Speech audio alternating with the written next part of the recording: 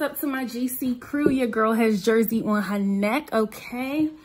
Listen, in today's video, it's a bit of a change of pace. You guys see, your girl has her hair picked out, okay?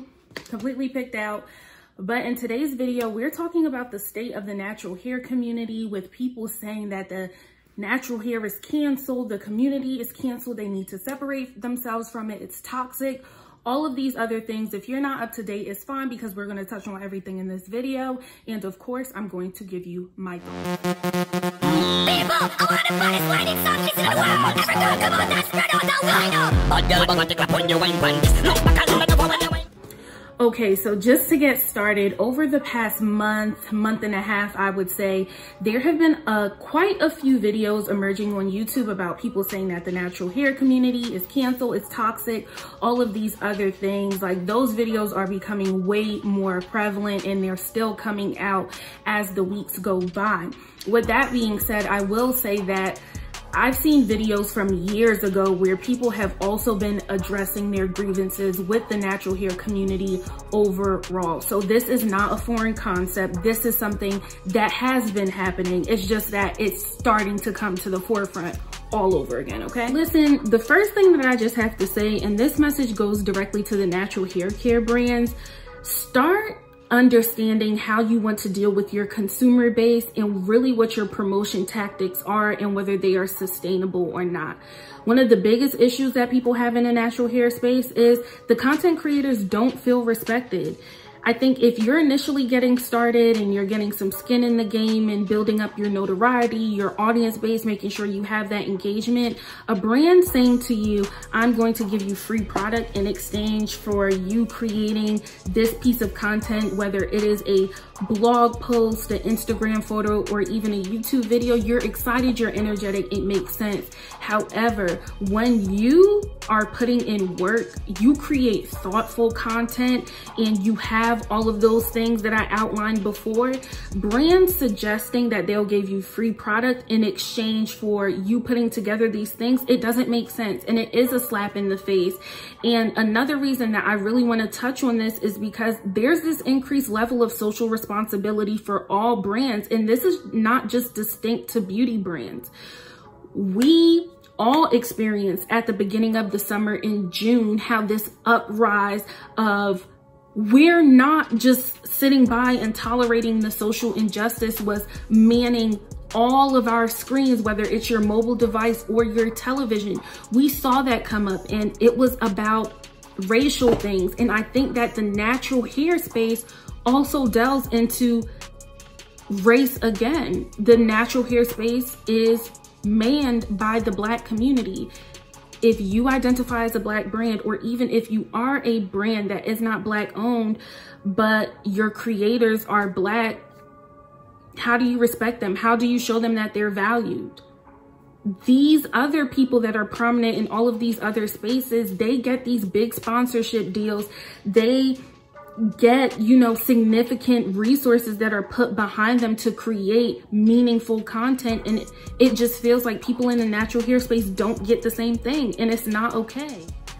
And then, just like any other space, I feel like one of the biggest things we're dealing with is just a level of dishonesty. It presents in so many different forms within the natural hair space, whether like there's a new ingredient that becomes hot, so let's just say that the ingredient is aloe vera, and then next thing you know, everyone's like, oh, I've been using aloe vera on my hair for 5 years now. That's why my hair is bra strap length and all of these other things. And it's just like, people are not being transparent. Yes, there may be some people that were actually using it, but the level of content that's being produced, come on now. People, stop lying. People are not always transparent about showing their flaws on YouTube. A lot of creators try to act like everything that they do always turns to magic. People don't say how many times it took them to achieve the hairstyle. Like, have you guys ever been watching something and you watch the tutorial? You literally start mimicking the tutorial live while you're watching it, and whatever still doesn't come out the same way. It's like, because a lot of the time people cut the camera for a second, do what they need to do, try it 50 different times, and then come back and make it seem like, oh, all you had to do was this. Now, you know, it was not that easy and all of this stuff. And it's like, it's cap, and that's breaking the trust. Stop lying. And then listen, this lack of camaraderie in the natural hair community, it really bothers me. We don't empathize with one another, even with everything that's going on with people speaking out about how they feel. If you are a small content creator and you're starting to see a lot of things unravel between larger content creators and even issues that are going on with brands, I genuinely cannot fathom how a small content creator can't care about that. I don't care if you're 6 months in. You should care about what someone that is 5 years in is dealing with, because that's a clear indicator of what you'll likely be dealing with when you get to that point. So if you can become an ally and help to break down whatever barriers there currently are, you're just creating a better future state for yourself. If your mind operates that way, like, oh, well, how does this benefit me? I'm directly telling you, becoming an ally, speaking out, working on whatever comes out of the things that people are bringing up, it will benefit you in the future. And even if it doesn't, it's right. You get what I'm saying? Everyone's entitled to their opinion. Of course, if there's something you don't agree with, I'm not saying go and act like you're an ally and go and champion efforts and all of this stuff. And then that also comes from the larger creators as well, because when it comes to the sense of fellowship, there are often times where concepts are stolen from smaller creators. And you see this a lot of the time when there are new product launches, whether that's an actual natural hair product that you apply to the hair, or whether it's a styling tool, or it's a new method of doing a protective style. Like, there may be someone tomorrow that comes out with, I don't know, green leaf passion twist, and they had it, you know, it got a little bit of traction, it was cute on Instagram or something. Then there's a larger creator and they do it, and they'll never reference like, oh, this is the Garden Coils green leaf passion twist method. They will never say that. They would just be like, I have some new passion twists, and they'll never say like it was not theirs. You get what I'm saying? And that is an issue. And then just getting into hair typing, colorism, representation overall, I just think that a lot of people are just made to feel like being them is not enough. It's like, if you have curly or coily hair, people try to invalidate your Black experience, invalidate your Blackness, invalidate your ability to give recommendations because your hair is looser. The thing people like to say, oh, your hair would do that anyway. Oh, you don't know this type of hair that I have, and all of these other things. It's just like this level of dismissiveness. I think that feeling like you can't get a recommendation from someone makes sense for certain things.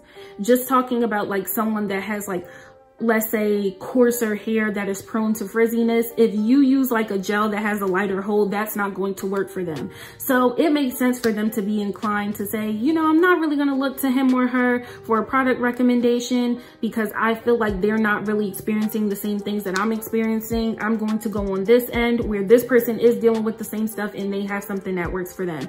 That makes sense. But taking just a simple look at someone's hair and being like, oh, her hair is curly, I don't need advice from her, or her hair is coarse, his hair is coarse, he has 4C hair, I don't need advice from him, it doesn't make sense.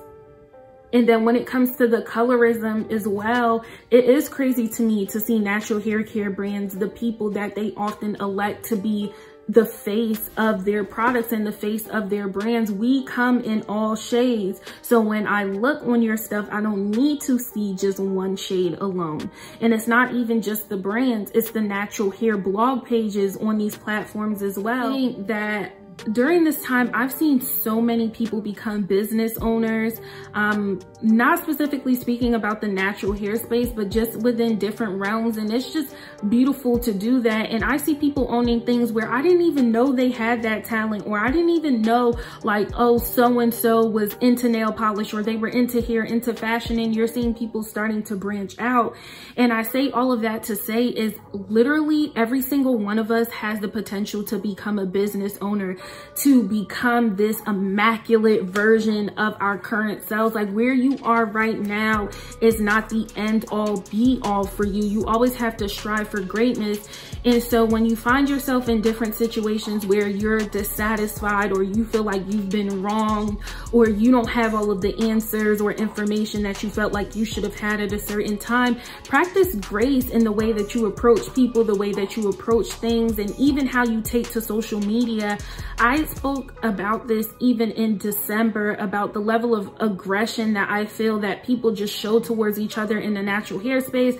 It's like you're not agreeing with someone's opinion, and people getting multiple people to dislike videos, or you don't agree with someone's opinion, you're using derogatory language towards them, you're bashing what they're saying, you're getting underneath organizations' posts and saying, you guys don't do this and blah, blah, blah. And sometimes I understand people feel like you have to shake things up and take it up a notch for people to really feel you, because they tend to not really respond to the niceness and the courtesy and all of that other stuff. But I always encourage people to try to practice that grace at all times, even if it's just initially, because you have the potential to become that person on the receiving end. And we've all received some type of feedback in our lives that we felt like could have been delivered another way. So I just tell people, you know, be mindful in how you say things. And I don't know, I'm just not really a big fan of people taking the route of like saying that, you know, people's stuff was never good. There's even been a lot of YouTubers that I've seen have gotten into the product production space, and people are saying like, you know, just extremely mean things, and especially on public platforms. And it's like, people are trying to figure it out. They have to know like, oh, they didn't like that, or they love this and that kind of thing. But just be nicer, I guess. Maybe I'm trying to be too kumbaya, but my GC crew, we out.